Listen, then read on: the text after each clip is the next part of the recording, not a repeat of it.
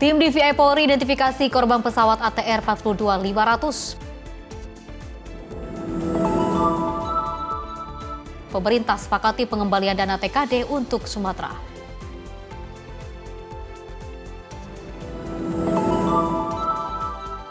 Penanganan cuaca ekstrim di Jakarta.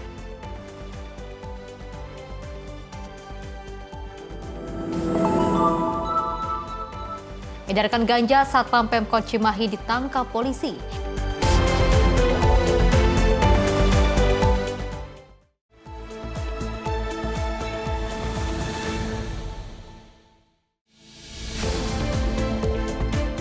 Halo pemirsa, Menyapa Indonesia Malam kembali hadir menemani Anda dengan beragam informasi menarik yang akan kami hadirkan untuk Anda. Bersama saya Pesi Rahmadi, inilah Menyapa Indonesia Malam selengkapnya.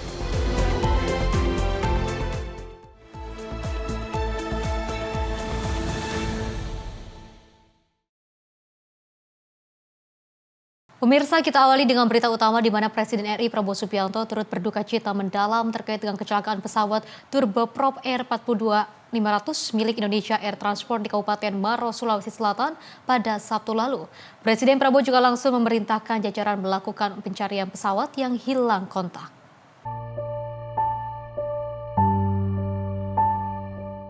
Presiden RI Prabowo Subianto mengucapkan duka cita mendalam terkait kecelakaan pesawat Turboprop ATR 42500 milik Indonesia Air Transport atau IAT di Kabupaten Maros, Sulawesi Selatan pada Sabtu lalu.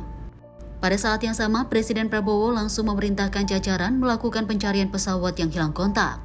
Prabowo juga mendorong jajarannya bergerak cepat mencari lokasi jatuhnya pesawat. Lebih lanjut, Prasetyo mengatakan pemerintah terus memonitor semua proses yang berjalan. Musibah yang menimpa pesawat ATR yang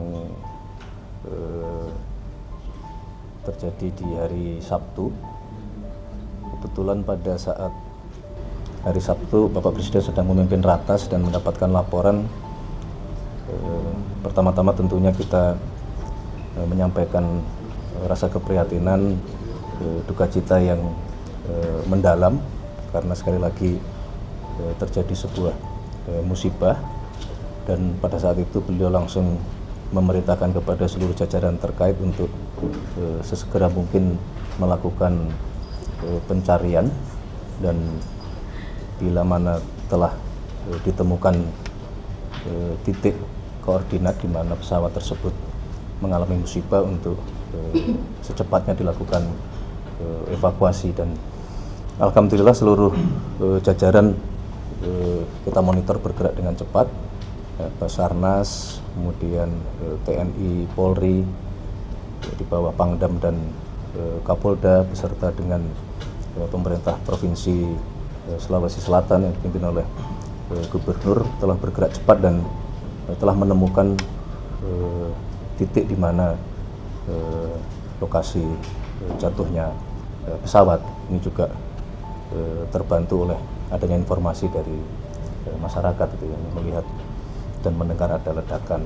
Untuk diketahui, pesawat Turboprop ATR 42500 hilang kontak di Kabupaten Maros saat menjalankan penerbangan dari Yogyakarta menuju Bandara Internasional Sultan Hasanuddin Makassar.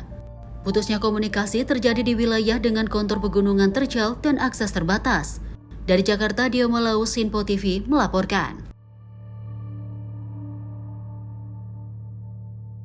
Selain itu, pemirsa, tim SAR gabungan juga kembali menemukan korban kecelakaan pesawat ATR 42500 yang jatuh di kawasan Gunung Bulu Saraung, Kabupaten Pangkep, Sulawesi Selatan. Korban yang juga ditemukan di area tebing dengan kedalaman diperkirakan mencapai sekitar 500 meter dari puncak.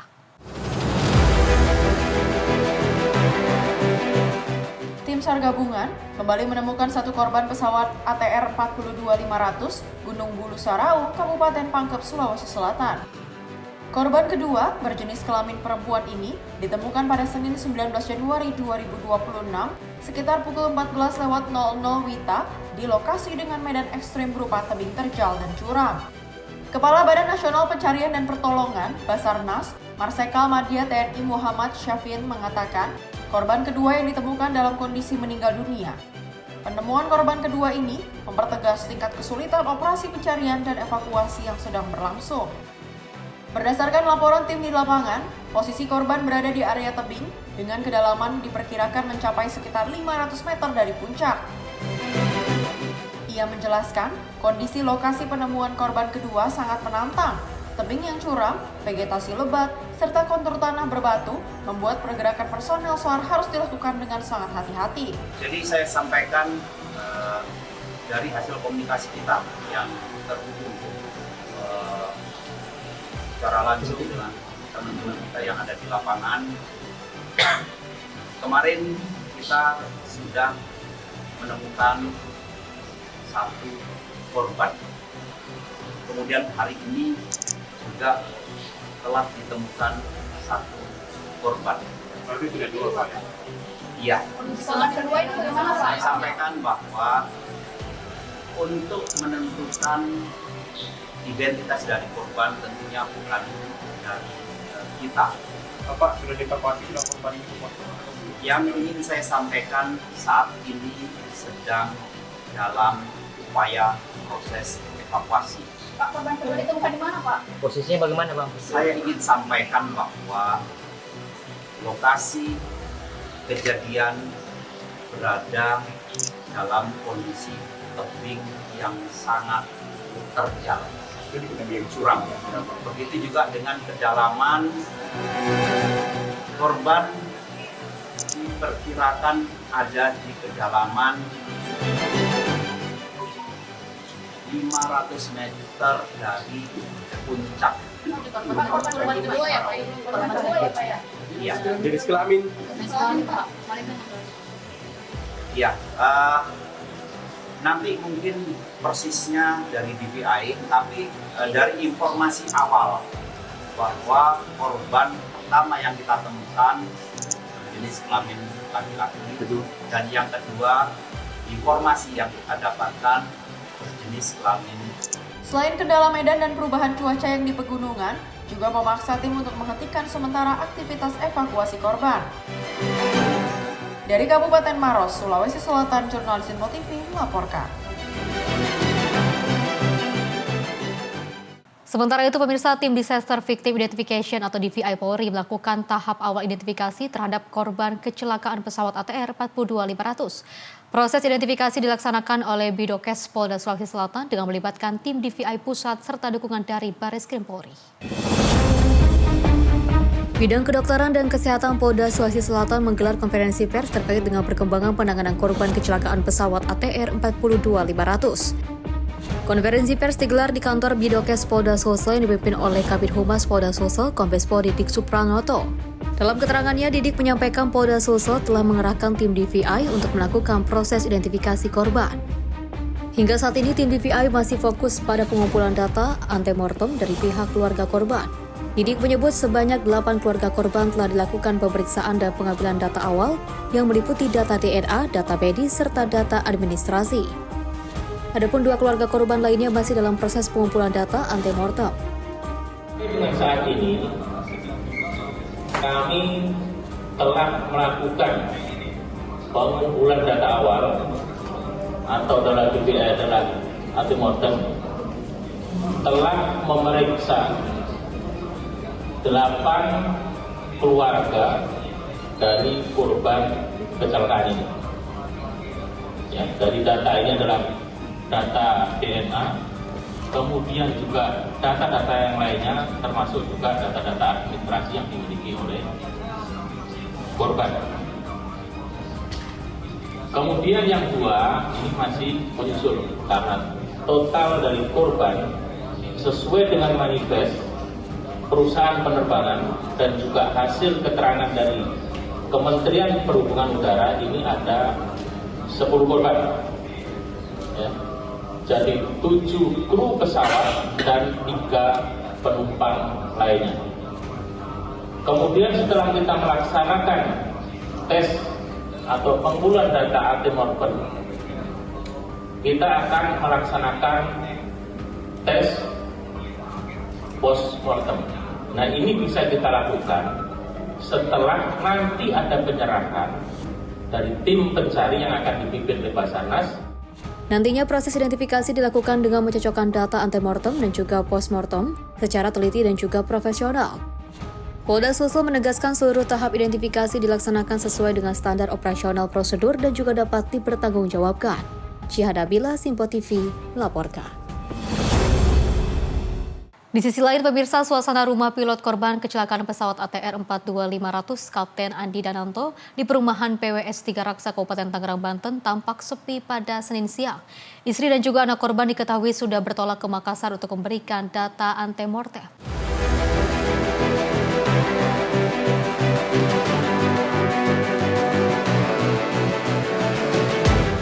Rumah pilot pesawat ATR 42500 Kapten Andi Dahananto di perumahan PWS 3 Raksa Kabupaten Tangerang, Banten tampak sepi pada Senin siang. Meski demikian, tenda terlihat sudah terpasang di depan rumah. Selain itu terdapat satu karangan bunga ucapan duka cita dari Direktur Lion Group Kapten Daniel Putut. Di dalam rumah bercat putih hanya terlihat anak dan kakak ipar dari Kapten Andi. Namun demikian, pihak keluarga belum bisa memberikan keterangan apapun kepada awak media.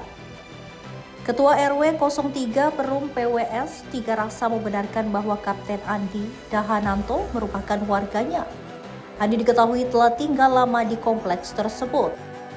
Pasca mendapat informasi adanya kecelakaan pesawat ATR 42500, istri dan anak korban bertolak ke daerah Makassar untuk memberikan data antemortem. Pak Andi ini kebetulan warga kami yang sudah lama tetap di wilayah Perum PWS 3 Raksa di RT 06 di RW 03. Jadi beliau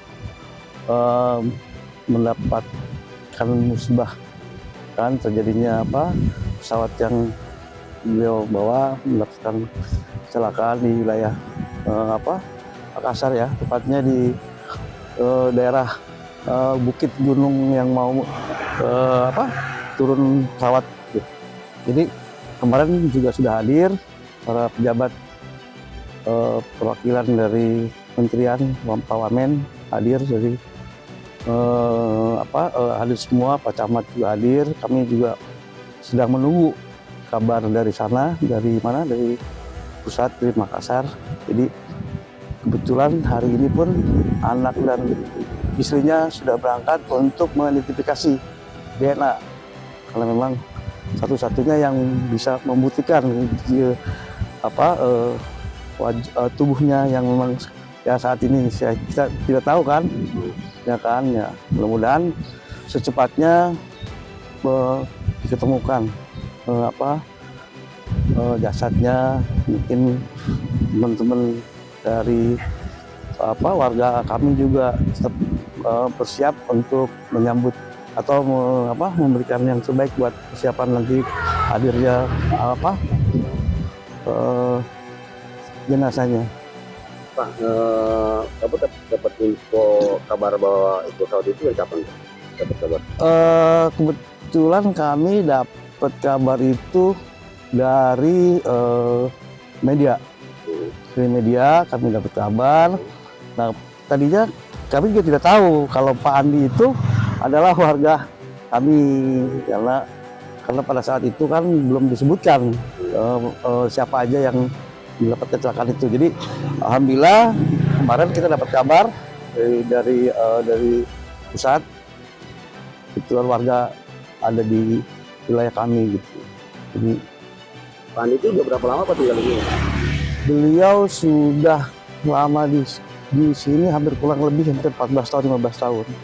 Karena memang beliau memang bersahabat lah dengan para warga sekitar yang ada di sini. Ucep Latumairisa, Simpo TV melaporkan. Selain itu, pemirsa, warga perumahan PWS Kecamatan 3 Raksa Kabupaten Tangerang, Banten ini menunggu kepulangan Kapten Andi Dahananto pada Senin sore. Korban yang juga dikenal ramah dan memiliki jiwa sosial tinggi di lingkungan membuat warga terkejut dengan insiden jatuhnya pesawat dipiloti Kapten Andi Dahananto.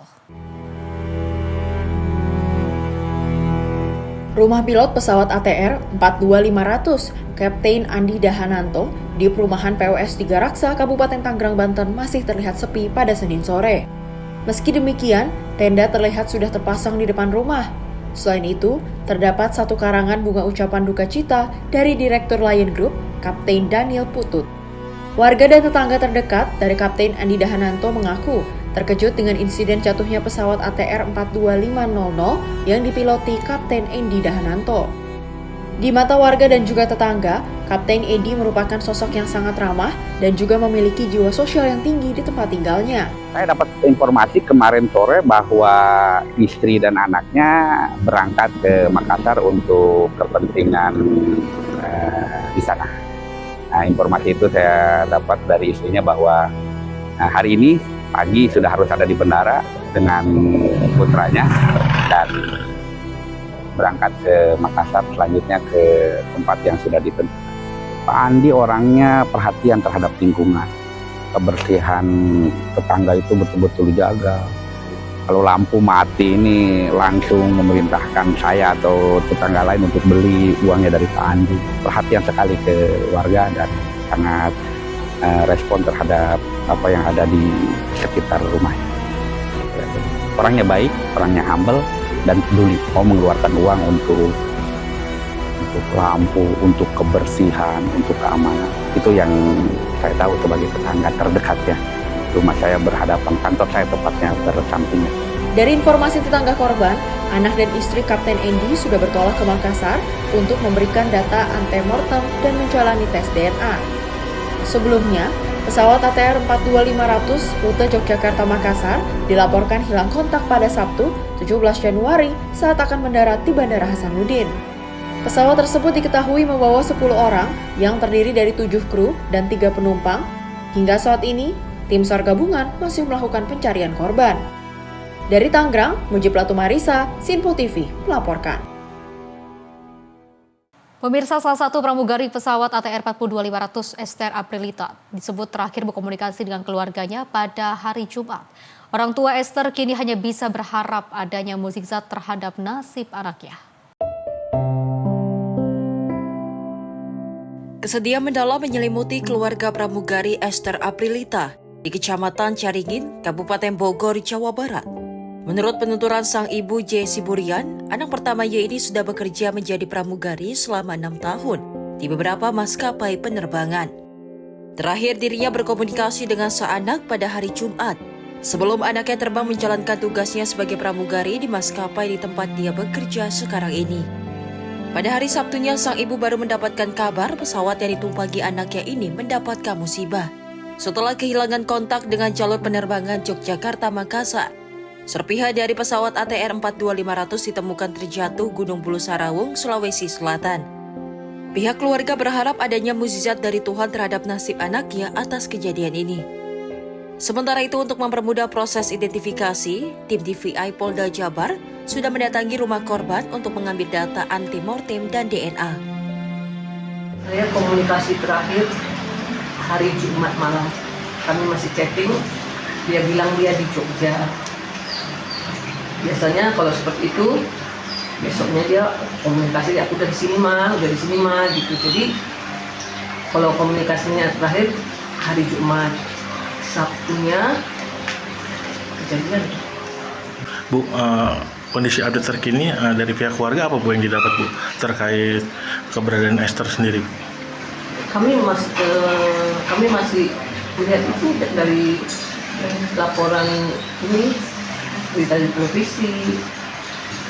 Kami masih menunggu laporan selanjutnya sih. Kami masih melihat dari laporan ini langsung dari televisi. Tim DVI Polda Jabar sendiri tadi udah sempat ke sini Bu? Sudah ada datang tadi sekitar jam 11. Ambil data apa aja Bu terkait Esther sendiri Bu?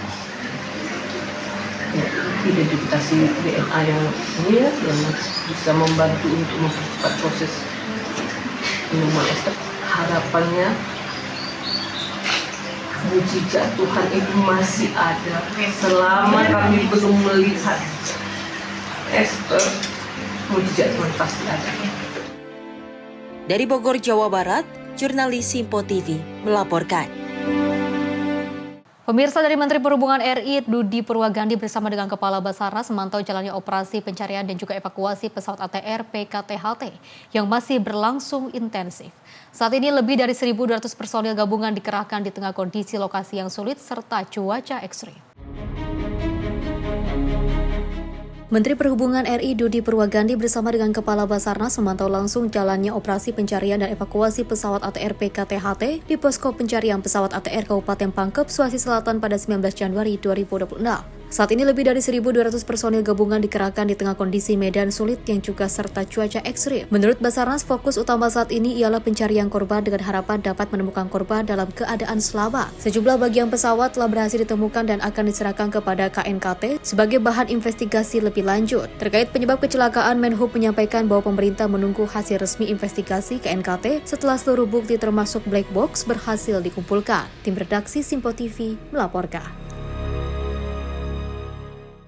Pemirsa, prajurit Korps Pasukan Gerak Cepat TNI Angkatan Udara menembus medan terjal Gunung Bulu Saraung, Kabupaten Pangkep, Sulawesi Selatan.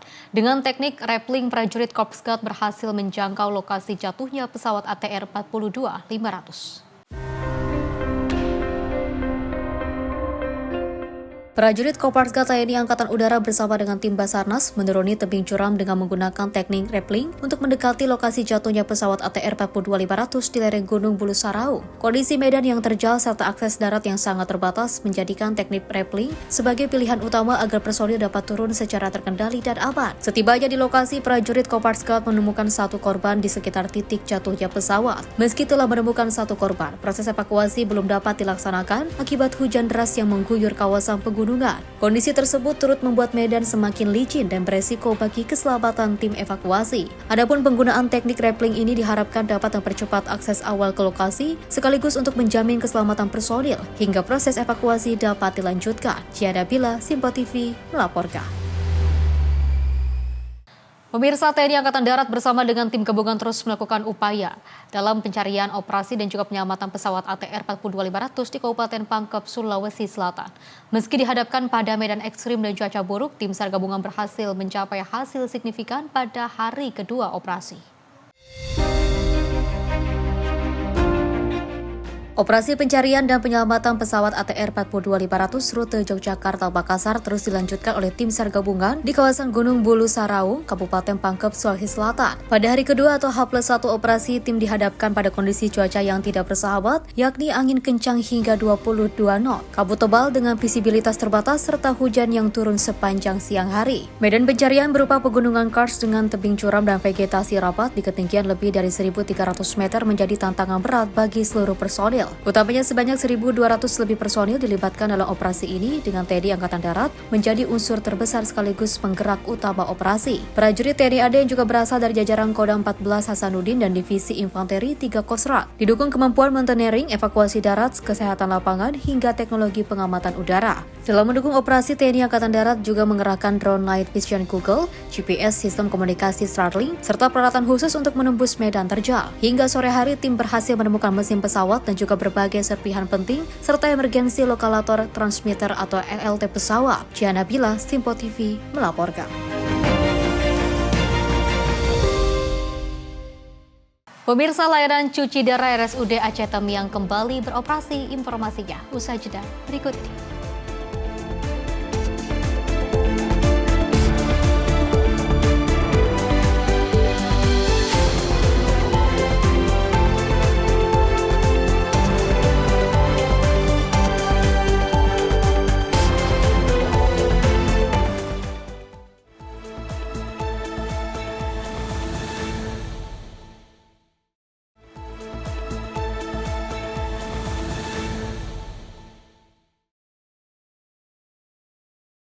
Terima kasih pemirsa, Anda masih bersama kami dan kita lanjutkan informasinya.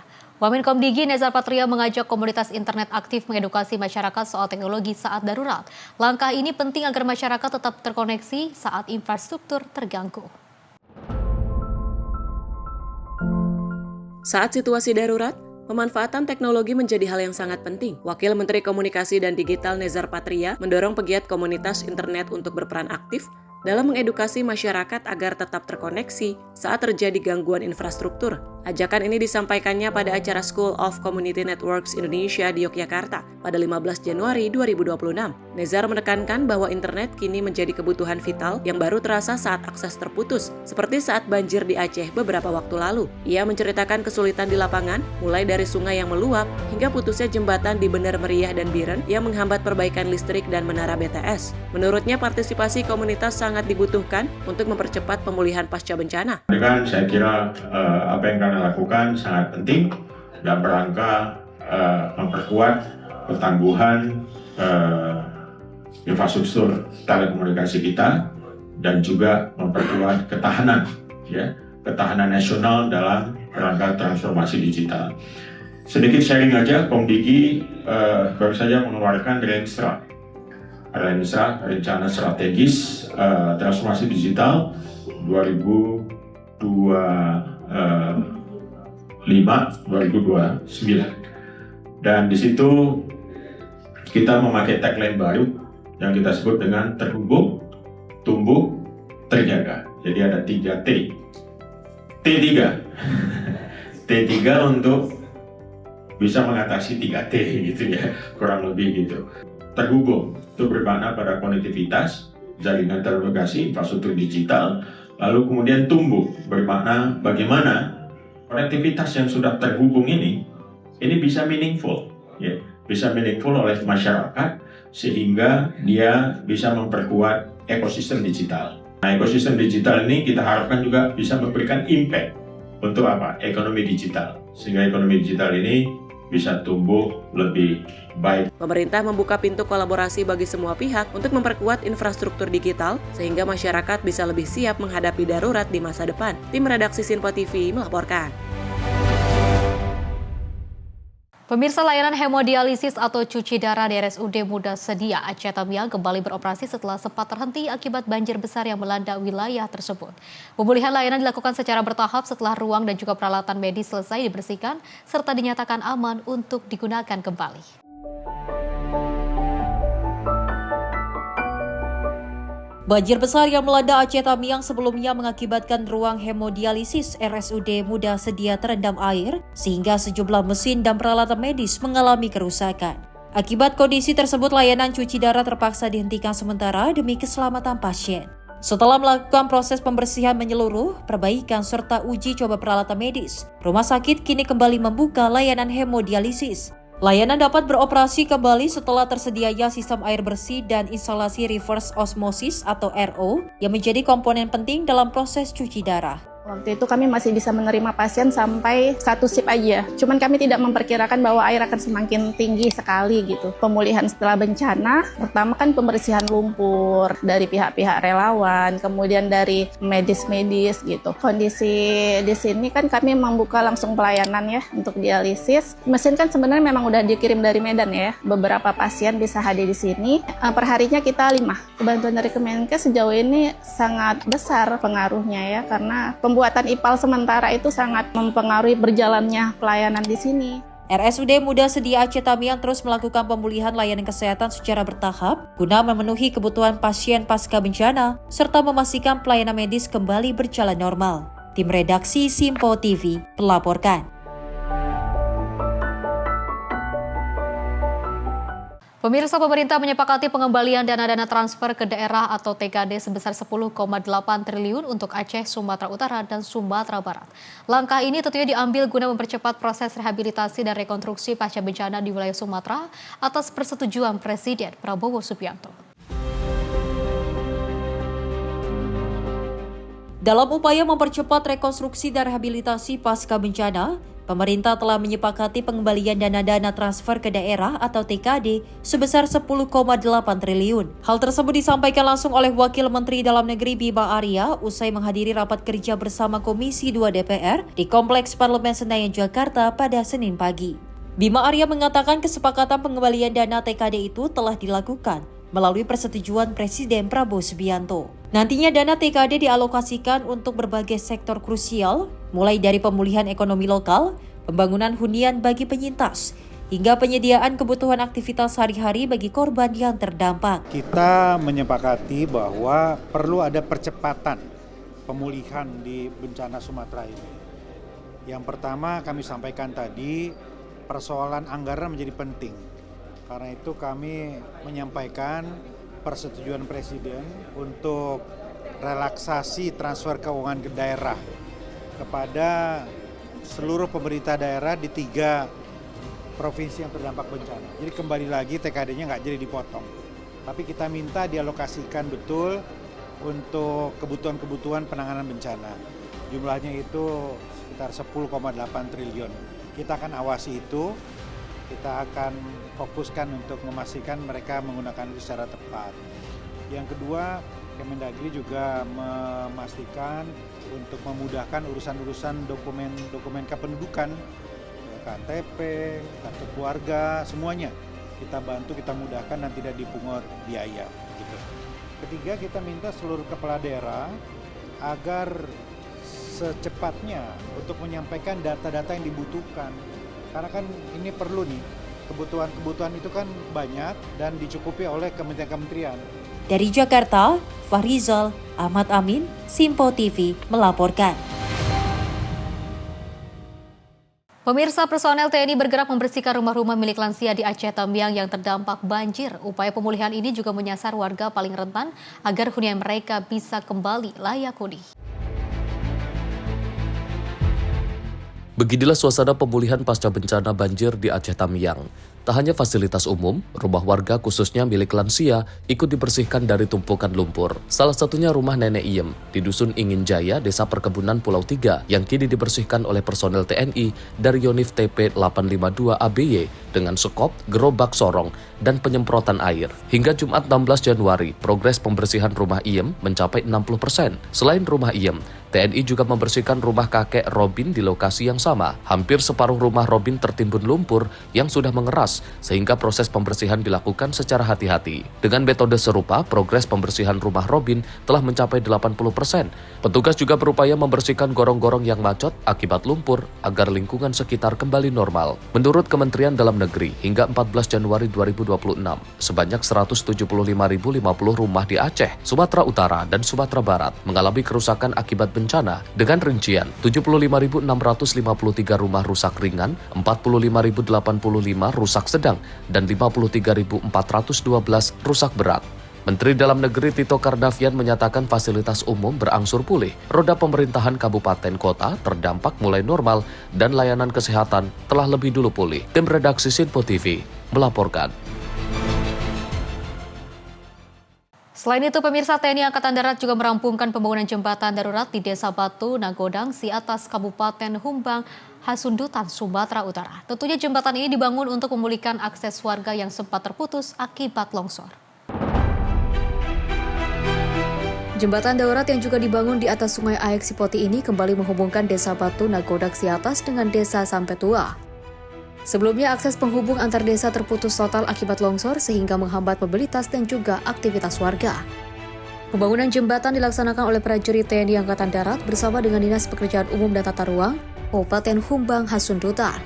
Saat ini jembatan darurat sudah dapat dilalui kendaraan roda 2 maupun roda 4 sehingga aktivitas masyarakat kembali berjalan normal.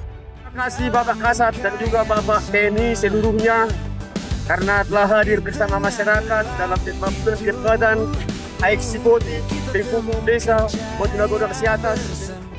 Jembatan ini diharapkan dapat dimanfaatkan secara optimal hingga menunggu pembangunan jembatan yang permanen. Jihan Nabila, Simpo TV melaporkan. Dari TNI Angkatan Darat, pemirsa melaksanakan pembersihan fasilitas pendidikan yang juga terdampak banjir dan tanah longsor di Kelurahan Tuka, Kabupaten Tapanuli Tengah. Tentunya kegiatan ini dilakukan untuk memulihkan kondisi lingkungan sekolah agar aktivitas belajar mengajar dapat kembali berjalan normal.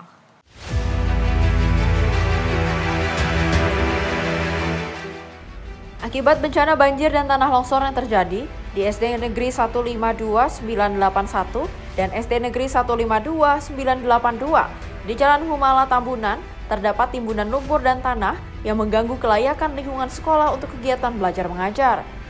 Merespon kondisi tersebut, prajurit TNI Angkatan Darat turun langsung melaksanakan pembersihan sebagai upaya percepatan pemulihan fasilitas pendidikan agar dapat kembali digunakan secara aman oleh siswa dan tenaga pendidik. Kegiatan pembersihan meliputi pengangkatan lumpur dan tanah di halaman dan teras sekolah, pembersihan area luar pagar, serta bahu jalan di depan sekolah, pengecatan dinding luar ruangan, hingga pengerukan material lumpur di lapangan sekolah dengan menggunakan alat berat ekskavator.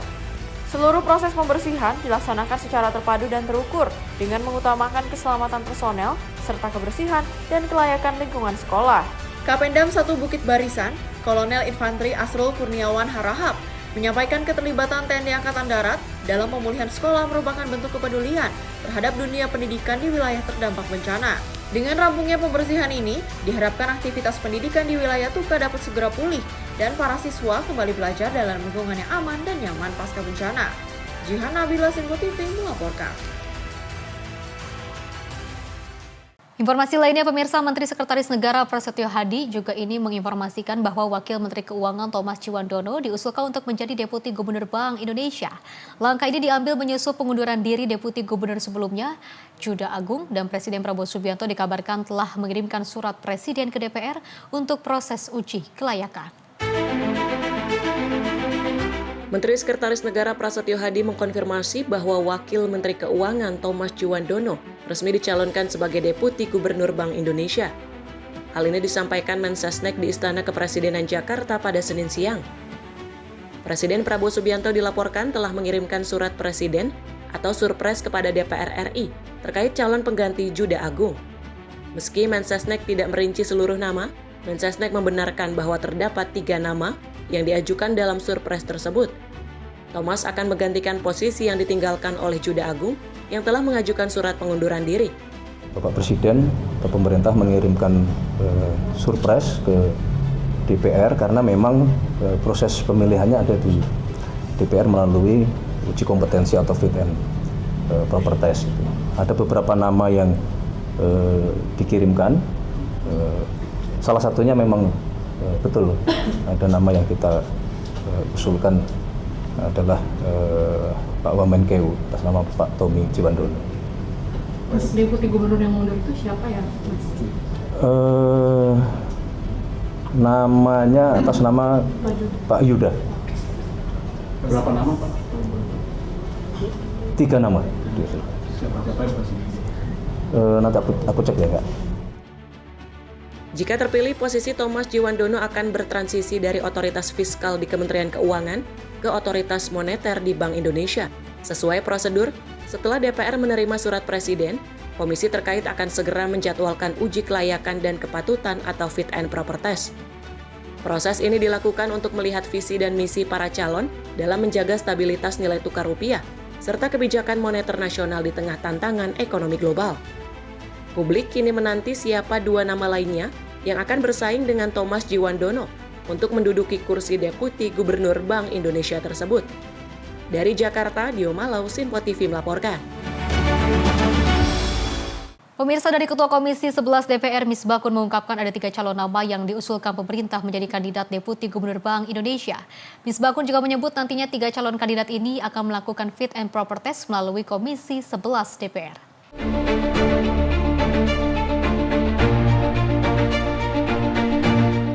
Pemerintah mengusulkan 3 nama calon kandidat sebagai Deputi Gubernur Bank Indonesia menggantikan Juda Agung.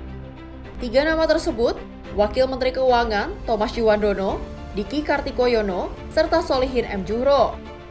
Ketiga nama itu tertera dalam surat Presiden atau Surpres yang diusulkan oleh Gubernur BI dan telah diterima oleh DPR. Nantinya, para calon kandidat akan melakukan fit and proper test atau uji kelayakan melalui Komisi 11 DPR yang dijadwalkan pada Jumat dan Senin mendatang. Setelah itu, hasil fit and proper test kandidat Deputi Gubernur BI diserahkan kepada pimpinan DPR agar ditetapkan melalui rapat paripurna. Saya ingin menyampaikan kepada rekan-rekan media bahwa hari ini Komisi 11 akan menjadwalkan rapat internal mengenai jadwal fit and proper test untuk menjadi keputusan bersama di Komisi 11. Tapi di tingkat pimpinan, biasanya sebelum rapat internal kita rapat pimpinan, dan di tingkat pimpinan kita sudah menyepakati bahwa jadwal fit and proper test akan dijalankan di hari Jumat dan hari Senin yang akan datang, supaya bisa langsung dikirimkan kepada pimpinan DPR untuk diparipurnakan di tanggal 27 Januari hari Selasa. karena surat yang masuk penugasan dari pimpinan DPR berdasarkan surat Bapak Presiden kepada DPR RI dan kemudian dibahas di Bamus Komisi 11 dan di sana ada 3 nama yang disampaikan, yaitu Bapak Thomas Aquinas Jiwandono, kemudian Pak Diki Kartikonyono dan Bapak Solikin M. Zuhro. Dan tentunya saya harus mengatur jadwal karena hari Jumat itu hari yang pendek, kemungkinan Jumat 1 dan kemungkinan di hari Seninnya ada 2 orang. Tapi ini semuanya nanti akan kita bicarakan di rapat internal kita, apakah ada masukan, ada usulan dari teman-teman anggota maupun pimpinan untuk jadwal tersebut. Tetapi pada tingkat pimpinan sudah kita sepakati. Biasanya secara tradisi kita di dalam rapat internal itu mungkin kita menyepakati apa yang sudah disepakati oleh pimpinan di Komisi 11. Dari Jakarta, Farizal dan Fariskiano, Sinpo TV melaporkan. Pemirsa, 3 bulan jelang penyelenggaraan ibadah haji, pemerintah terus menyempurnakan kesiapan ibadah haji termasuk pelayanan terhadap jemaah haji. Tentunya salah satu sektor yang menjadi perhatian serius Kementerian Haji dan Umroh adalah layanan konsumsi dan akomodasi.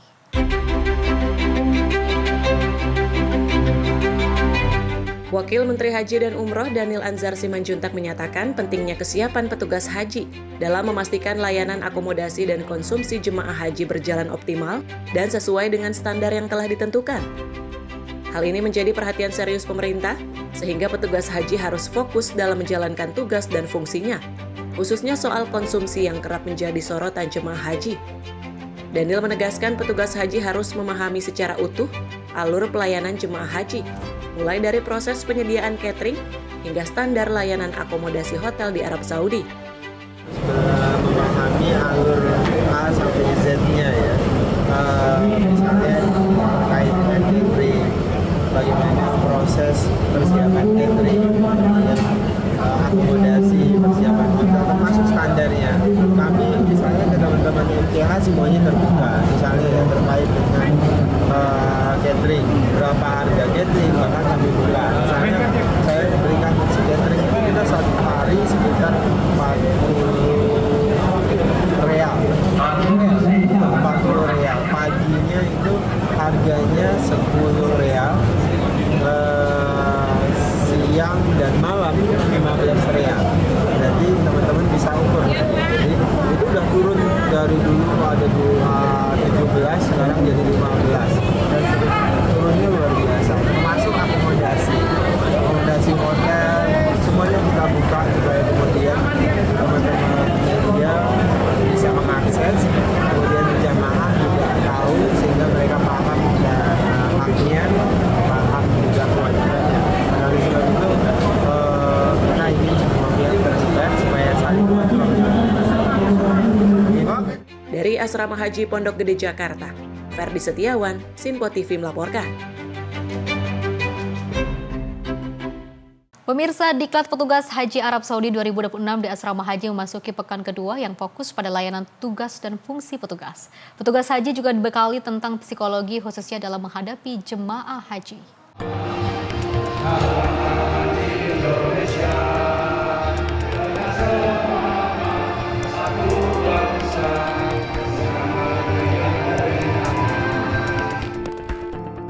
Memasuki pekan kedua pendidikan dan pelatihan petugas haji, kini difokuskan di pelatihan layanan tugas dan fungsi petugas dalam melayani jamaah haji di Tanah Suci.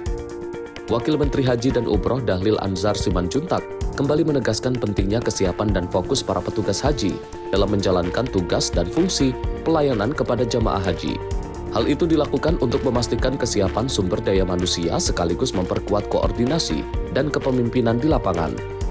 Para petugas itu bisa fokus pada tugas dan fungsinya, misalnya konsumsi ya, catering, kan isu terkait dengan makanan yang tidak layak, yang tidak sesuai dengan gramasinya, sesuai dengan speknya, itu harus jadi perhatian teman-teman. Kemudian misalnya akomodasi terkait dengan hotel dan sebagainya, itu juga harus menjadi perhatian teman-teman terhadap pelayanan terhadap jamaah. Yang paling krusial itu nanti di Al-Musna, Arafah, Musdalifah, dan Mina.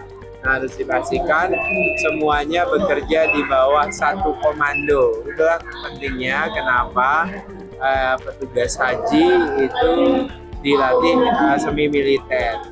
Sementara itu guna memberikan penguatan mental dan psikis para petugas haji, Kementerian Haji dan Umroh memberikan materi tentang psikologi petugas haji. Pengetahuan dan bimbingan umum psikologi dinilai sangat penting untuk mewujudkan petugas haji yang siap dan matang secara mental.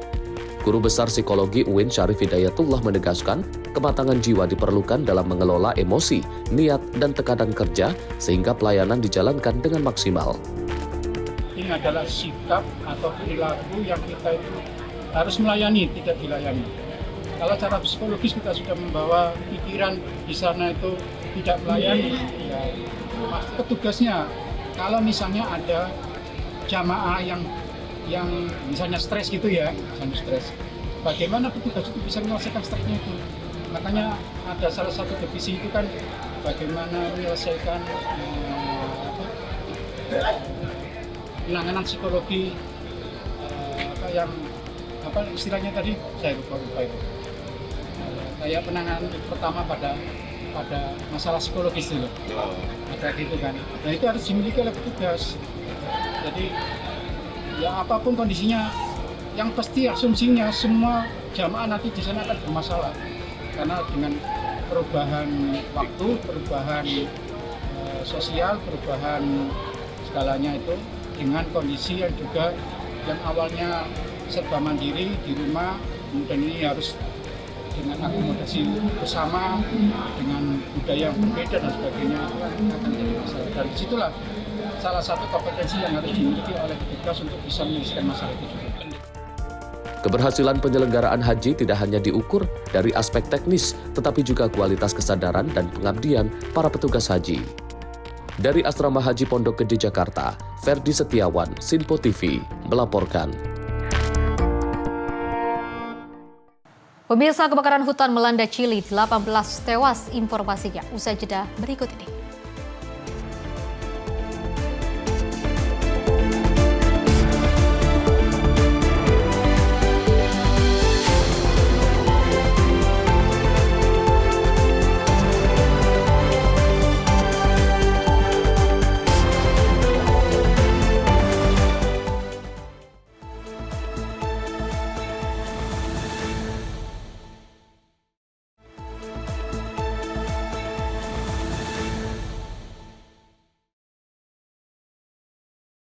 Pemirsa, Anda masih menyaksikan Menyapa Indonesia Malam dan kita lanjutkan informasinya. Operasi modifikasi cuaca oleh Pemprov DKI Jakarta dilakukan untuk menekan kawasan Jakarta Utara untuk menekan potensi curah hujan tinggi di kawasan Jakarta saat ini. Hal ini juga dilakukan usai menyoroti kondisi banjir yang berasal dari hujan tinggi serta luapan air rob. Sepekan terakhir, pemerintah Provinsi DKI Jakarta melakukan operasi modifikasi cuaca sebanyak 3 kali untuk meredam potensi hujan tinggi yang terjadi saat ini. Gubernur DKI Jakarta Pramono Anung menerangkan operasi ini dilakukan melalui hasil analisis oleh BMKG serta menjadi langkah antisipatif untuk menekan banjir hingga tanah longsor. Modifikasi cuaca tersebut menggunakan proses penyamaian awan oleh pesawat TNI AU di daerah Pandeglang hingga Kabupaten Serang. Menurut Pramono, genangan banjir yang diakibatkan oleh hujan deras ini turut terjadi bersamaan dengan kenaikan air laut sehingga mengakibatkan penyerapan air dan juga penggunaan pompa yang tidak maksimal. Diketahui modifikasi cuaca ini menggunakan anggaran dari APBD Pemprov DKI Jakarta tahun 2026. Jadi untuk cuaca ekstrim kami mengantisipasi modifikasi cuaca terus kami lakukan 1 bulan ini sepenuhnya. Kemarin juga ada pertanyaan anggarannya dari mana? Anggarannya sudah dimasukkan di dalam anggaran APBD tahun 2026. Karena memang kami selalu secara ilmiah menggunakan data BMKG untuk hal itu. Kalau teman-teman lihat tadi pagi, harusnya sebenarnya kalau nggak ada modifikasi cuaca pasti curah hujannya juga tinggi. Termasuk hari Minggu, waktu itu sampai kita menerbangkan 3 kali untuk supaya awannya itu bergeser. Melalui operasi yang juga dilancarkan Pemprov DKI ini diharapkan mampu menekan dampak banjir yang ditimbulkan akibat hujan tinggi di Jakarta ke depannya. Dari Jakarta, Max Munte, Azul Hakim, Simpo TV melaporkan. Pemirsa, halte Perpustakaan Nasional yang juga berlokasi di Jalan Medan Merdeka Selatan, Jakarta Pusat kini hadir dengan tampilan baru setelah proses revitalisasi. Pembaruan fasilitas ini juga dilakukan untuk meningkatkan kenyamanan penumpang transportasi umum, khususnya pengguna layanan Transjakarta.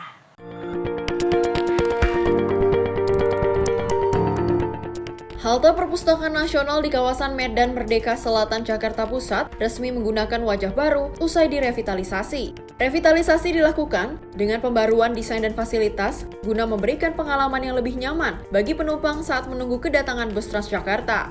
Halte ini kini mengusung konsep bangunan modern, tertutup penuh, serta dilengkapi dengan sistem pendingin ruangan atau AC. Dengan fasilitas tersebut, suasana di dalam halte terasa lebih sejuk dan nyaman, terutama bagi penumpang yang beraktivitas di kawasan pusat kota dengan intensitas lalu lintas tinggi. Diharapkan, kehadiran halte dengan fasilitas yang lebih modern ini dapat meningkatkan minat masyarakat dalam menggunakan transportasi umum, sekaligus mendukung mobilitas yang aman dan nyaman di ibu kota. Tim redaksi Simpo TV melaporkan.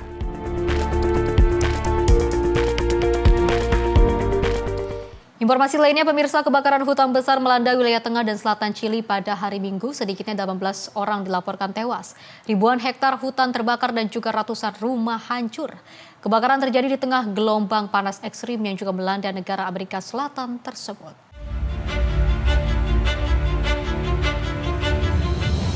Presiden Chili Gabriel Boric menetapkan status katastrofi di wilayah Bibo dan juga Nablé. Kedua wilayah terletak di sekitar 500 km di selatan ibu kota Santiago. Status darurat memungkinkan pemerintah melibatkan militer untuk membantu penanganan kebakaran. Badan Kehutanan Nasional Chili mencatat lebih dari 20 kebakaran aktif. Api telah melahap sekitar 8.500 hektar lahan. Petugas pemadam kebakaran kewalahan akibat suhu ekstrim dan juga angin kencang. Dalam konferensi pers di kota Concepcion, Presiden Boric menyampaikan belasungkawa kepada para korban. Ia memperingatkan jumlah korban jiwa dan juga rumah yang rusak diperkirakan masih akan bertambah. Boric menyebut jumlah rumah terdampak di wilayah Bibo saja kemungkinan telah melebihi 1.000 unit. Kebakaran memaksa sekitar 50.000 warga mengungsi. Sejumlah kepala daerah mengeluhkan lambatnya bantuan pada jam-jam awal kebakaran. Wali Kota Penco menyebut wilayahnya terbakar selama berjam-jam tanpa kehadiran pemerintah. Menteri Dalam Negeri Chili menyatakan kondisi cuaca masih sangat buruk, suhu mencapai 38 derajat Celcius dan juga diperkirakan akan berlanjut. Pemerintah juga memberlakukan jam malam di wilayah terdampak. Warga mengaku api datang tanpa peringatan pada tengah malam. Banyak yang terperangkap di dalam rumah, api melahap mobil sekolah dan juga tempat ibadah. Ribuan orang kini mengungsi di tempat penampungan darurat. Kebakaran hutan memang sering terjadi di Chili setiap musim panas, namun kondisi kekeringan berkepanjangan dan suhu ekstrim memperparah dampaknya. Pada tahun 2024, kebakaran besar di Chili menewaskan lebih dari 130 orang. Tim redaksi Simpo TV melaporkan. Selain itu, pemirsa, Presiden Guatemala Bernardo Arévalo menetapkan status darurat selama 30 hari. Keputusan ini juga diambil setelah serangan kelompok geng kriminal menewaskan 7 anggota polisi di ibu kota Guatemala.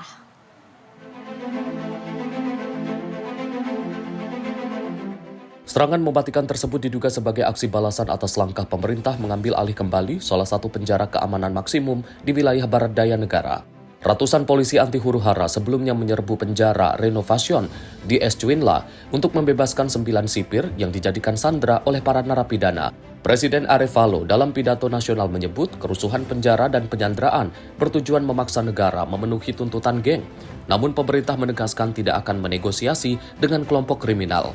Setelah penguasaan kembali penjara, serangan terhadap polisi terjadi di berbagai titik di Guatemala City.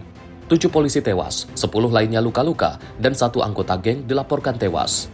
Pada hari yang sama, otoritas juga berhasil menguasai kembali 2 penjara lain di ibu kota, serta membebaskan puluhan sipir yang sempat disandra. Status darurat ini memungkinkan pemerintah membatasi sejumlah hak konstitusional, termasuk kebebasan bergerak, berkumpul, dan berpendapat.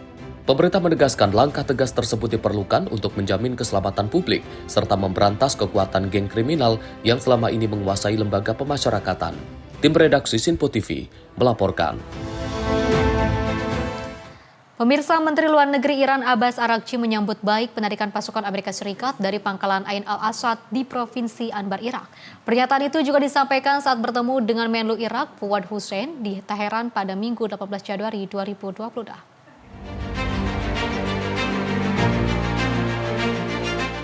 Rekaman memperlihatkan kedua Menlu saling berjabat tangan sebelum memasuki ruangan Kementerian Luar Negeri Iran. Pertemuan dilanjutkan dengan konferensi pers bersama. Abbas Abariji juga menyatakan penarikan pasukan militer Amerika Serikat dari pangkalan Ain al-Assad dan juga penyerahannya kepada pasukan Irak merupakan tanda jelas penguatan kemerdekaan, stabilitas, dan juga kedaulatan politik Irak. Ia juga menegaskan Iran menyambut baik langkah tersebut. Dalam pertemuan itu, Arakci juga menyebut telah membahas isu-isu kawasan serta menjelaskan perkembangan terkini terkait kerusuhan di Iran. Ia menyampaikan apresiasi atas sikap pemerintah Irak yang dinilai mendukung dan solid terhadap rakyat Iran. Sementara itu, Menlu Irak Fuad Hussein menyebut kunjungannya ke Teheran sebagai bagian dari hubungan reguler berdasarkan ikatan kuat kedua negara. Ia menegaskan keamanan negara-negara di kawasan saling terkait serta menekankan prinsip keamanan bersama dan juga non-intervensi dalam urusan dalam negeri. Pada Sabtu 17 Januari 2026, Kepala Staf Angkatan Darat Irak Jenderal Abdullah Amir Rashid Yarullah melakukan inspeksi di pangkalan Ain al-Assad setelah penarikan pasukan Amerika Serikat. Penarikan ini merupakan bagian dari Fakta Keamanan tahun 2024 antara Baghdad dan juga Washington. Perjanjian tersebut mengatur penghentian bertahap misi tempur koalisi internasional yang melawan ISIS di Irak, yang dimulai pada September 2025. Tahap kedua rencana penarikan komprehensif dijadwalkan selesai pada akhir 2026, termasuk pangkalan di wilayah Kurdistan serta transisi menuju hubungan keamanan bilateral permanen.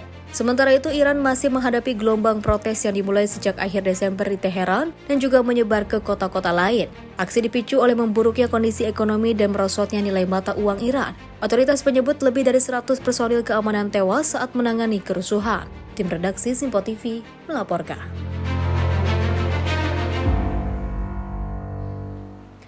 Selain itu, pemirsa, pemerintah Suriah juga mengumumkan gencatan senjata dengan pasukan Demokratik Suriah atau SDF. Kesepakatan ini juga membuka jalan bagi Damaskus untuk menguasai hampir seluruh wilayah negara setelah lebih dari 1 dekade dikuasai pasukan Kurdi di timur laut Suriah.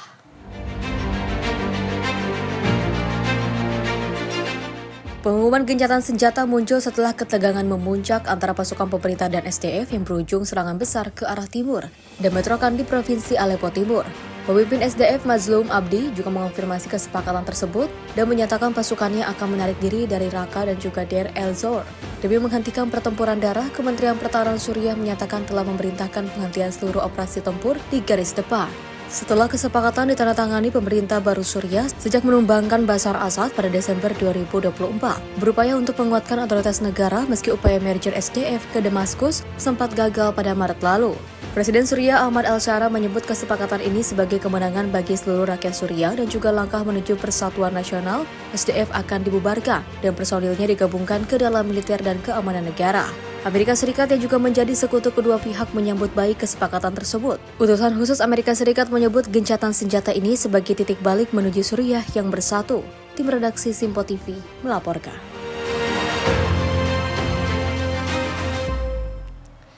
Pemirsa, Presiden Donald Trump juga mengumumkan bahwa Amerika Serikat akan menerapkan tarif 10% mulai Februari terhadap barang dari 8 negara Eropa, termasuk Denmark, Norwegia, Swedia, Prancis, Jerman, Inggris, Belanda, dan Finlandia, karena menentang kontrol Amerika Serikat atas Greenland. Tarif dapat naik menjadi 25% mulai 1 Juni jika tidak ada perjanjian terhadap pembelian lengkap dan juga total Greenland oleh Amerika Serikat. Trump menyatakan tarif tersebut untuk memaksa negosiasi dengan Denmark dan juga negara Eropa lainnya mengenai status Greenland, wilayah semi-autonom milik Denmark yang juga strategis untuk keamanan nasional Amerika Serikat. Presiden Republik tersebut menegaskan bahwa Amerika terbuka untuk negosiasi namun menyinggung bahwa negara-negara Eropa telah membayangkan terlalu banyak risiko meski Amerika Serikat telah memberikan bantuan besar. Keputusan ini juga memunculkan kekhawatiran tentang hubungan transatlantik mengingat NATO sebagai aliansi pertahanan yang sudah berdiri sejak 1949. Komisi Eropa dan juga Kepala Dewan Eropa mengatakan tarif dapat mengandalkan hubungan dua bangsa dan juga memicu spiral berbahaya. Ada pertanyaan mengenai cara penerapan tarif tersebut mengingat Uni Eropa berstatus zona ekonomi tunggal dan juga sejarah hukum Amerika Serikat yang mungkin membatasi kekuasaan presiden untuk langsung menetapkan tarif.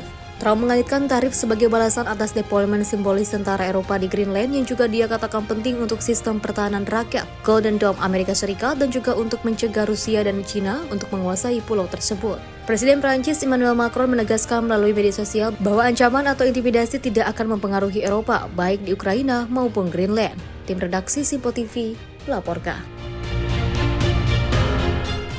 Pemirsa, negara-negara Eropa memperingatkan terjadinya spiral berbahaya dalam hubungan transatlantik.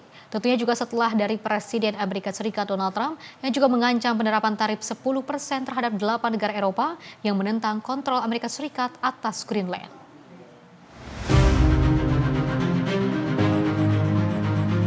8 negara Eropa termasuk Denmark, Jerman, Prancis, Inggris, dan Norwegia mengecam keras ancaman tarif tersebut. Dalam pernyataan bersama, mereka menyebut langkah Trump merusak hubungan transatlantik dan beresiko memicu eskalasi serius. Pernyataan ini menjadi kecaman paling tegas dari sekutu Eropa sejak Trump kembali ke Gedung Putih. Sebelumnya, negara-negara Eropa lebih memilih jalur diplomasi meski tegangan terus meningkat. Ketegangan memuncak setelah beberapa negara Eropa mengirim pasukan ke Greenland untuk latihan militer Denmark dalam operasi bertajuk Arctic Endurance. Mereka menegaskan kehadiran pasukan tersebut tidak menimbulkan ancaman bagi pihak manapun. Menteri Luar Negeri Denmark, Lars Løkke Rasmussen, menyatakan dialog dengan Amerika Serikat telah dimulai, namun ia menegaskan Denmark tidak akan tunduk pada tekanan tarif. Pernyataan serupa disampaikan Menlu Norwegia, Espen Barth Eide. Ia menyebut ancaman tarif tidak dapat diterima di antara sekutu dekat. 6 dari 8 negara terdampak merupakan anggota Uni Eropa. Presiden Dewan Uni Eropa, Antonio Costa, menyatakan tarif bertentangan dengan perjanjian dagang Amerika Serikat Uni Eropa dan blok siap membela diri dari segala bentuk pemaksaan. Trump sendiri menyebut Greenland penting bagi keamanan nasional Amerika Serikat. Dalam unggahan media sosial, ia menuduh Denmark gagal melindungi Greenland dari ancaman Rusia dan menegaskan saat ini waktunya Amerika Serikat bertindak. Tim redaksi Sinpo TV melaporkan. Pemirsa, sakit hati tak lagi bekerja, pria bobol rumah mantan majikan, informasinya usai jeda berikut ini.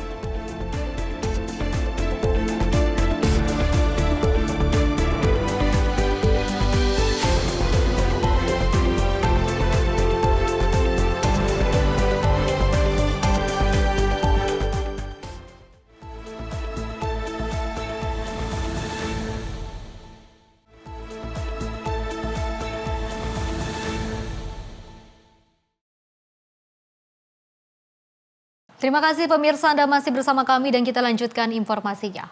Mobil relawan bencana Aceh asal Banten dibobol maling di Medan pada Senin 19 Januari 2026. Pencurian terjadi di Jalan Karya Bakti 1 Lingkungan 1 Kelurahan Sari Rejo, Kecamatan Medan Polonia, Kota Medan, Sumatera Utara.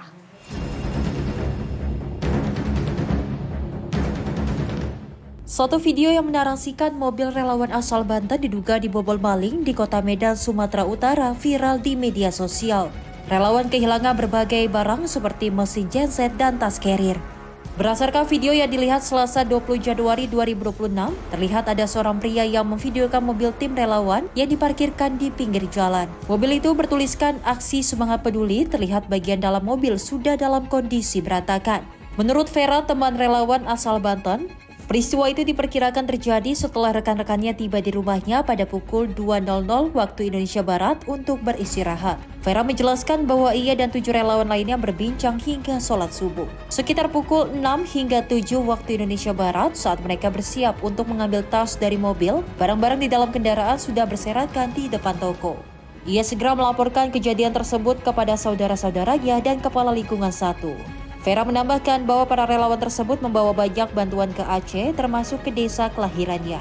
Sebelum kembali ke Banten, Vera telah menghubungi para relawan untuk beristirahat di rumah saudaranya di kawasan Polonia, Medan. Saat ini para relawan tersebut dilaporkan sudah dalam perjalanan menuju Banten. Tim redaksi Sinpo TV melaporkan. Selain itu, pemirsa, aparat Sat Narkoba Polres Cimahi mengamankan seorang satpam di pemerintahan Kota Cimahi yang nekat mengedarkan ganja ke sesama teman dan di media sosial. Pelaku mengaku menjual ganja guna mencukupi kebutuhan hidup. Sejumlah anggota dari Sat Narkoba Polres Cimahi melakukan penggerebekan terhadap seorang pengedar ganja berinisial SMS di Kota Cimahi, Jawa Barat. Petugas menemukan ganja siap edar di lemari baju di rumahnya pelaku. Setelah dilakukan pemeriksaan, pelaku bernama asli Sidik Moh Saleh ini merupakan seorang security di lingkungan pemerintah Kota Cimahi. Dari tangan pelaku, polisi menyita barang bukti seberat 10 gram lebih. Dari pengakuan pelaku, selain memakai untuk diri sendiri, ganja juga dijual ke sesama pemakai secara langsung dan melalui media sosial dengan keuntungan 500.000. Pelaku menjual ganja diakuinya guna kebutuhan sehari-hari karena gaji menjadi satpam di Pemkot Cimahi tidak mencukupi. Salah satu security dari Pemkot Cimahi dengan inisial SMS 28 tahun kami amankan terkait dengan yang bersangkutan melakukan penjualan salah satu barang ganja sebesar 10,98 gram kepada tersangka yang awalnya kami amankan terlebih dahulu. Selain dipecat sebagai Satpam Pemkot Cimahi, pelaku juga terancam kurungan penjara di atas 5 tahun. Dari Cimahi, Jawa Barat, jurnalis Sinpo TV melaporkan. Peristiwa lainnya, pemirsa, Direktorat Reserse Narkoba Polda Metro Jaya membongkar peredaran narkoba jenis obat-obatan di Jagakarsa, Jakarta Selatan. Dalam pengungkapan ini, petugas juga mengamankan 1 orang pengedar dan juga 4.395 butir obat terlarang siap edar. Inilah detik-detik petugas Direktorat Reserse Narkoba Polda Metro Jaya menggerebek seorang pengedar narkoba jenis obat-obatan terlarang di toko di Jalan Kafi 2, Srengseng Sawah, Jagakarsa, Jakarta Selatan. Dalam penggerebekan tersebut, pelaku diminta untuk mengeluarkan semua barang bukti obat-obatan terlarang yang dia sembunyikan. Menurut Kanit 4 Subdit 3 Ditres Narkoba Polda Metro Jaya AKP Rumangga, pengungkapan ini berawal adanya informasi terkait peredaran narkoba jenis obat-obatan terlarang di kawasan tersebut. Selanjutnya, petugas yang sudah mengetahui target pelaku pengedar barang haram tersebut langsung melakukan penggerebekan. Dari tangan pelaku, petugas mengamankan ribuan obat terlarang yang terdiri dari 1.254 butir tramadol, 1.340 butir heximer, 106 butir kalmet aprazolam 1 mg, serta 1.694 butir trihex. Kami dari Unit 4, Subdit 3, Direktorat Reserse Narkoba Polda Metro Jaya telah berhasil mengamankan 1 orang pelaku dengan inisial J pada hari Minggu tanggal 18 Januari 2006 sekira pukul 21.00 dengan TKP di wilayah Jakarta Selatan, tepatnya di Jagakarsa. Jumlah barang bukti yang kami amankan yaitu jumlah 4.395 butir obat-obatan berbahaya tanpa izin. Selanjutnya, pelaku dan barang bukti kami bawa ke Direktorat Reserse Narkoba Polda Metro Jaya guna penyelidikan dan penyidikan lebih lanjut. Saat ini barang bukti dan tersangka telah dibawa ke Polda Metro Jaya guna pemeriksaan dan penyidikan lebih lanjut. Dari Jakarta, Tim Liputan Sinpo TV melaporkan. Pemirsa, usai viral menutup pintu tol keluar Rawabuaya Cengkareng, Jakarta Barat dan diduga melakukan pungutan liar disertai dengan pemerasan, 6 orang Pak Ogah diamankan petugas kepolisian sektor Cengkareng dan juga Polres Metro Jakarta Barat. Ke-6 Pak Ogah ini kemudian digelendang ke panti sosial.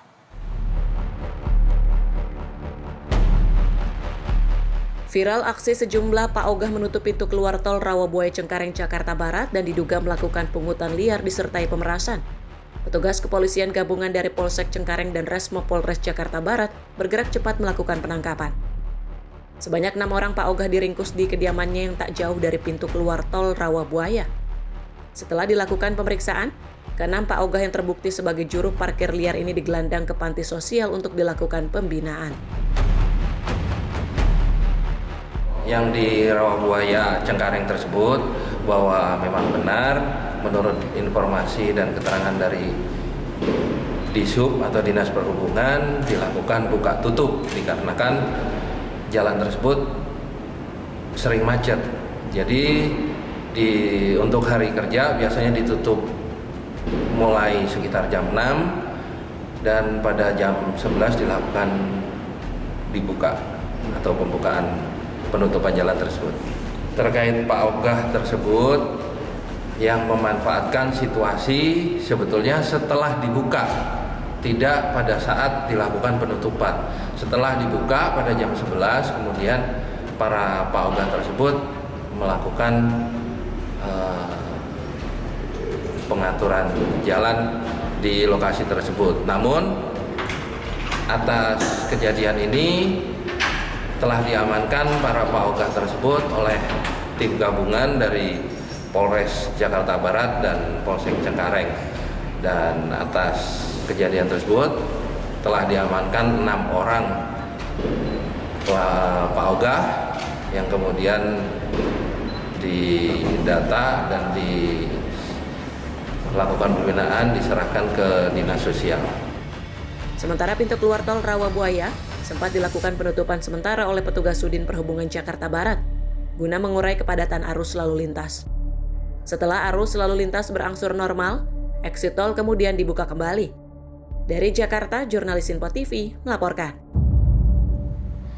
Selain itu, pemirsa, sebanyak 8 orang warga yang juga diduga terlibat penyerangan saat petugas melakukan penggerebekan dan penangkapan terhadap pengedar narkoba yang juga berhasil diamankan. Selain 8 orang warga, petugas juga berhasil menangkap seorang pengedar narkoba yang dilindungi oleh warga.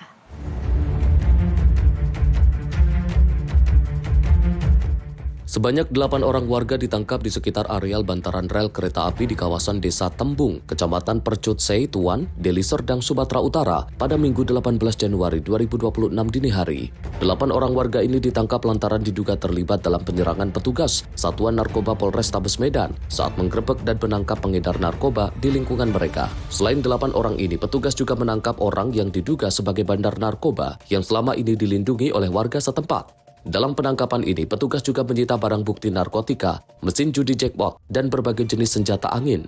Kapolres Tabes Medan, Kombes Jian Calvin Simanjuntak, mengatakan penyerangan terjadi saat petugas dari Sat Narkoba Polres Tabes Medan melakukan penggerbekan menangkap para pelaku narkoba. Saat memboyong para pelaku, petugas dilempari warga dengan batu dan tembakan senjata angin. Para pelaku yang sempat diamankan petugas berhasil melarikan diri, namun akhirnya kembali ditangkap setelah personil gabungan diturunkan ke lokasi. 8 orang yang kita amankan malam ini, kami mendapatkan informasi bahwa kesepakatan mereka apabila ada petugas yang datang ke sini, dengan kompak mereka mewajibkan untuk menyerang petugas. Ini nggak boleh terjadi lagi.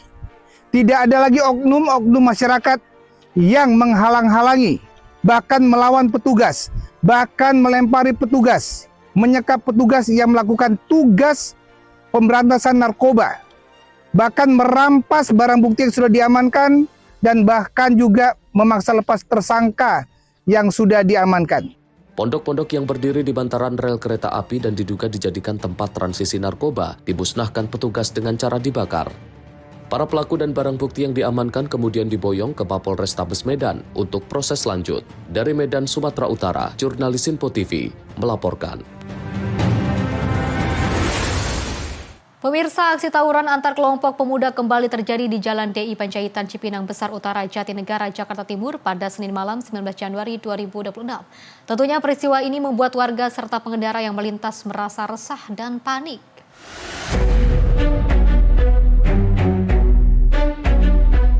Aksi tawuran antar kelompok pemuda terjadi di sepanjang jalan DI Panjaitan Cipinang Besar Utara, Jatinegara sekitar pukul 20.30 waktu Indonesia Barat. Dua kelompok pemuda ini saling serang menggunakan batu, petasan, dan juga senjata tajam. Insiden saling serang antar dua kelompok pemuda ini pun mengundang kepanikan baik dari warga sekitar maupun pengendara yang juga melintas di lokasi kejadian. Warga dan pengguna jalan tidak berani melintas karena khawatir menjadi korban salah sasaran. Hingga saat ini belum diketahui penyebab pasti terjadinya aksi tawuran yang juga dilakukan kedua kelompok pemuda ini. Susendi Andika Prianto, tim redaksi Simpo TV, melaporkan. Peristiwa lainnya, pemirsa, seorang pria di kota Medan, Sumatera Utara ditangkap petugas unit Reskrim Polsek Medan Area usai membobol rumah mantan majikan. Pelaku diduga mencuri barang berharga korban lantaran sakit hati usai tak lagi dipekerjakan sebagai penjaga rumah.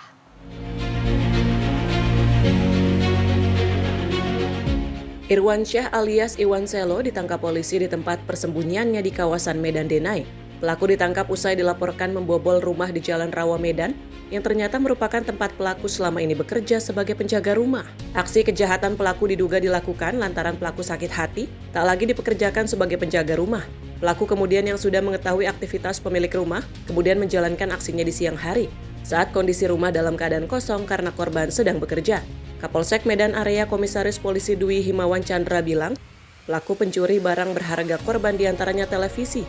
Usai masuk melalui atap rumah, pelaku hanya menggunakan satu linggis yang digunakan untuk merusak dudukan televisi yang dicurinya. Tersangka ini melakukan aksinya karena sakit hati sama pemilik rumah. Yang semula tersangka ini adalah ditugaskan atau bekerja untuk mengawasi rumah tersebut dengan dibayar 15.000 satu bulan. Kemudian yang bersangkutan tidak dilakukan perpanjangan ataupun tidak dipekerjakan lagi oleh salah satu pemilik rumah, sehingga yang bersangkutan merasa sakit hati sehingga melakukan aksinya di rumah tersebut. Dan mengambil barang tersebut. Dalam kasus ini, pelaku kini terancam penjara selama 7 tahun, pasal 477 Kitab Undang-Undang Hukum Pidana tentang pencurian dengan pemberatan. Dari Medan, Sumatera Utara, jurnalis Info TV melaporkan. Pemirsa, puluhan warga di Kota Tangerang, Banten juga menggerebek salah satu ruko yang menyediakan fasilitas karaoke dan minuman keras. Tentunya warga geram lantaran ruko tetap buka meski beberapa kali ditutup lantaran tidak mengantongi izin operasi. Puluhan warga ini merangsek masuk ke dalam ruko tempat karaoke di Jalan Ciledug Raya, Kelurahan Larangan Utara, Kecamatan Larangan, Kota Tangerang, Banten. Sejumlah pengunjung pria dan wanita yang asik bernyanyi dan minum minuman keras itu pun berhamburan keluar ruko. Warga juga mengepung ruko dan menemukan puluhan botol minuman keras dalam kardus dari berbagai merek yang disembunyikan di dalam mobil yang terparkir di halaman ruko. Aksi warga ini menuai protes dari pemilik ruko karena menurut pemilik ruko, tempatnya ini memiliki izin dan tidak menjual minuman keras. Salah seorang tokoh pemuda, Ahmad Mubarok, mengatakan penggerebekan ini untuk menegakkan Perda nomor 7 Kota Tangerang karena jelas sudah dilanggar oleh Twins Cafe. Pada hari ini kami dari KNP Kecamatan Larangan bersama rekan-rekan OKP, dari sini ada unsur Pemuda Muhammadiyah, ada unsur Ansor Kecamatan Larangan, Ansor beserta jajaran lingkungan. Di sini ada RW dan RT yang ada di wilayah RW 10 Larangan Utara. Sebenarnya penggerbekan ini adalah penggerbekan aksi damai. Yang pertama, kita menegakkan peraturan daerah. Kalau yang berwenang, yang berpihak tidak bisa menegakkan peraturan, kami sebagai pemuda di Kecamatan Larangan akan menegakkan peraturan daerah. Jelas, ini aturan Perda nomor 7 sudah dilanggar oleh Twin Cafe. Yang kedua, norma-norma terkait akhlakul karimah sudah dilanggar. Ini mencederai norma-norma yang ada di wilayah Kota Tangerang. Tegas tuntutan kami yang pertama, tutup permanen Twin Cafe yang ada di wilayah Kota Tangerang, khususnya yang ada di RW 10. Yang kedua, copot, kasih terantip Kecamatan Larangan dan telusuri siapa pihak-pihak yang memberikan izin terhadap Twin Cafe yang ada di wilayah Kecamatan Larangan. Oleh karenanya, malam ini aksi damai, penggerbekan damai oleh teman-teman OKP yang ada di wilayah kecamatan berjalan dengan damai. Kita minta detik ini juga Twin Cafe ditutup secara permanen. Terima kasih. Yang pertama, ketika kita masuk ada beberapa perempuan yang berpakaian tidak sopan juga, sedang mabuk juga, sedang menenggak minuman keras. Itu jelas berarti peredaran miras yang ada di Twin Cafe ini sudah luar biasa. Dan situ sudah melanggar peraturan-peraturan daerah dan perwal yang ada di Kota Tangerang. Sementara itu, Ketua RW Manarul Hidayah meminta tempat ini harus tutup permanen karena melukai hati masyarakat. Apalagi ruko ini beberapa kali ditutup, namun tetap buka dengan cara berpindah tempat. Tidak setuju, tidak setuju dan minta ditutup tempat hiburan-hiburan yang melanggar sesuai dengan perda yang ada di Kota Tangerang. Ini sudah melukai hati masyarakat. Barang bukti minuman keras yang berhasil ditemukan warga di lokasi kemudian disita petugas Trantip Kecamatan Larangan sebagai barang bukti. Dari Tangerang, Banten, jurnalis Info TV melaporkan. Pemirsa, 2 remaja yang diduga terlibat dalam aksi pembegalan terhadap seorang wanita di Kecamatan Hamparan Perak, Deli Serdang, Sumatera Utara ditangkap tim gabungan Polda Sumatera Utara dan Polres Belawan pada Jumat 16 Januari 2020.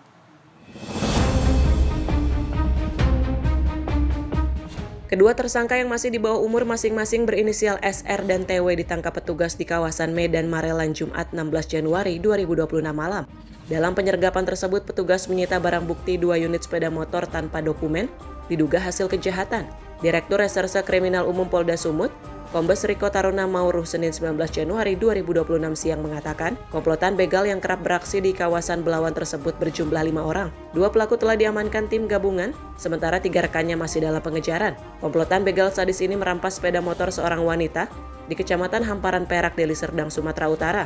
Dalam menjalankan aksinya, para pelaku membawa senjata tajam dan tidak segan-segan melukai korbannya yang melawan. Mengamankan 2 pelaku begal tersebut dengan inisial SR dan TW, yang mana kedua pelaku tersebut masih di bawah umur dan 3 pelaku lainnya sedang kita lakukan pengejaran. Kami sedang melakukan penyelidikan terhadap kendaraan dan pelaku penadah yang akan menjual kendaraan tersebut. Modus operandinya melakukan pembegalan, artinya di jalan menyetop, kemudian memaksa korban untuk menyerahkan kendaraannya dengan ancaman senjata tajam yang dibawa oleh para pelaku. Aksi kedua tersangka membegal wanita ini sempat viral di media sosial. Dari Medan, Sumatera Utara, jurnalis Info TV melaporkan. Pemirsa, seorang nelayan di Maluku Tengah, Maluku hilang terseret ombak besar saat menjaring ikan. Hari kedua pencarian perahu dan jaring berhasil ditemukan tim SAR gabungan. Namun keberadaan korban belum diketahui.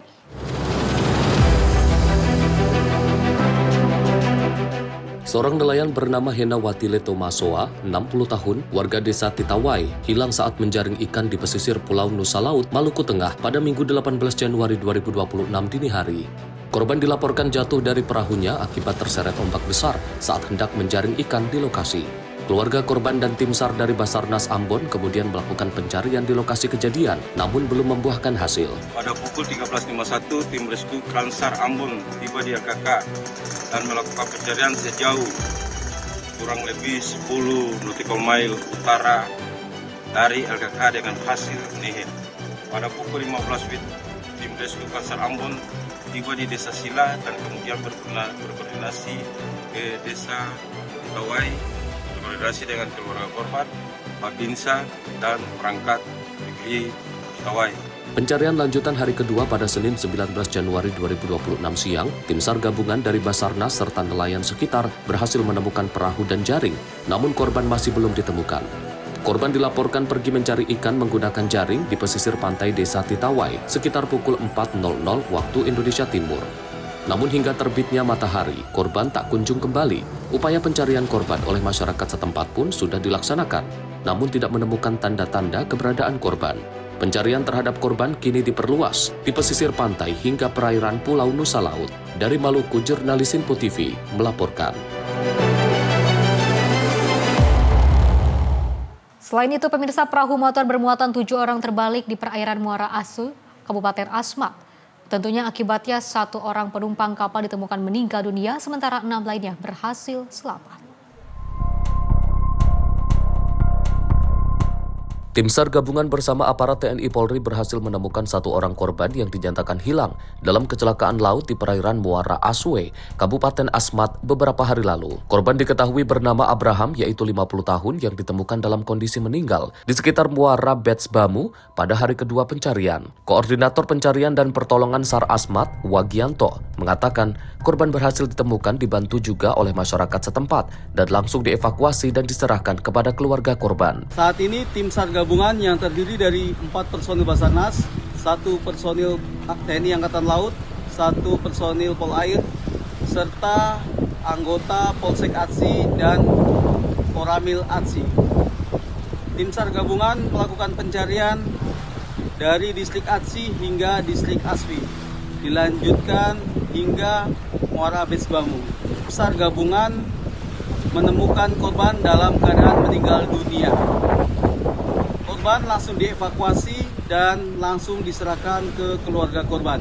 Peristiwa kapal terbalik terjadi ketika perahu motor yang ditumpangi oleh 7 orang terbalik di perairan Muara Asue akibat arus yang sangat deras. Sedangkan BMKG setempat telah mengeluarkan himbauan untuk waspada cuaca buruk yang akan terjadi dalam beberapa minggu ke depan. Warga juga dihimbau untuk tetap waspada ketika melakukan aktivitas di laut mengingat cuaca buruk. Dari Jayapura, Papua, jurnalis Info TV melaporkan. Pemirsa, informasi tadi menutup perjumpaan kita hari ini. Saya Azhar Putra, mewakili rekan kerja yang bertugas mengucapkan terima kasih. Selamat malam dan sampai jumpa.